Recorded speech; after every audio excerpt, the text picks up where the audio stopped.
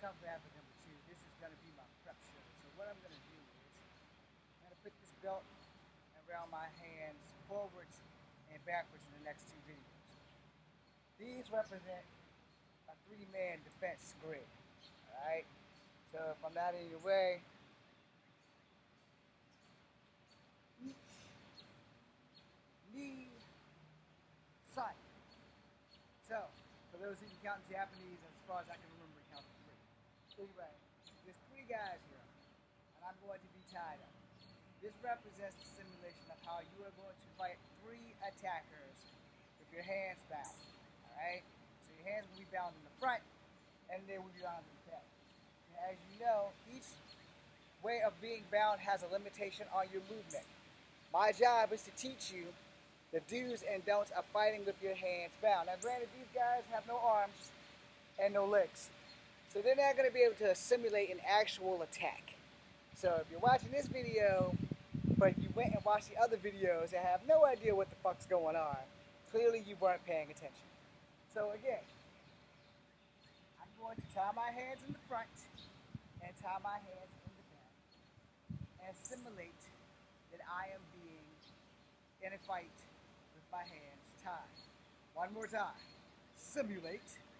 Do not attempt this at any cost, especially if you don't have any training. One man, two man, three man. Now I'm going to start right here in this facility. Because the most dangerous person is the guy that's behind you, not the two guys that you can see. So I'm just going to keep it simple. I'm going to do basic moves.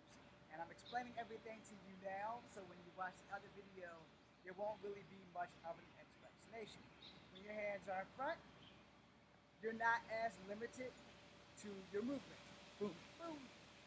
I forgot the guy in the back, which means I'm dead.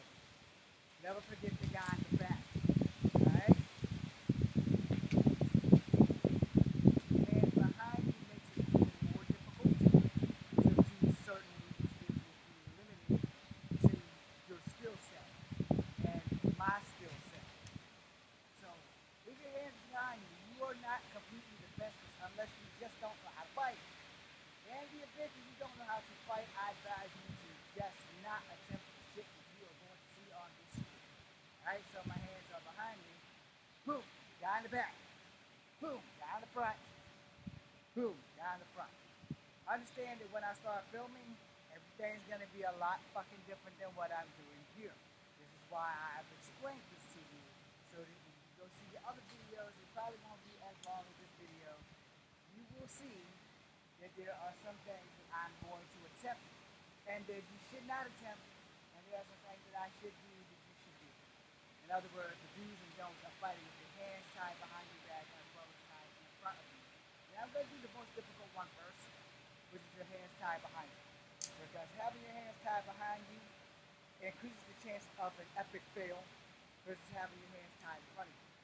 God, I hope that people are watching aren't going around tying people up to see if this shit actually works. I've been training with my hands tied since I was fucking 12 years old. Do I recommend this shit to you? Not without actual martial art training. Hell, not with actual martial art training. There are some things that you are just not going to learn. Alright? However, this is one of those videos that shows you that nothing is impossible other than your lack of knowledge. Your lack of knowledge will determine whether you live or die, especially in a fight. It pays to be well-rounded. It's not going to matter what martial art that I choose to use. What's going to matter is that my hands are tied. That is the most important factor of the entire video, that my hands are tied.